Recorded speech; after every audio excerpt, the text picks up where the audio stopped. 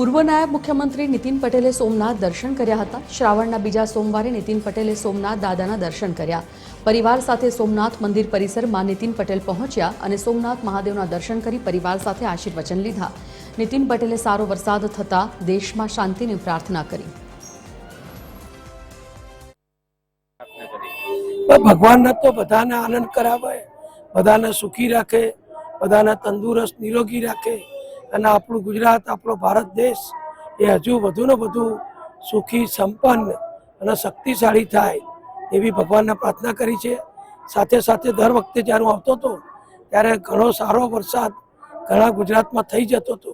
આ વખતે કેટલાક વિસ્તારોમાં હજુ ખેતીલાયક વરસાદની જરૂર છે, તો ભગવાન બધાને ખેડૂતો માટે સારો વરસાદ આપે એવી ભગવાનને પ્રાર્થના કરીએ છીએ।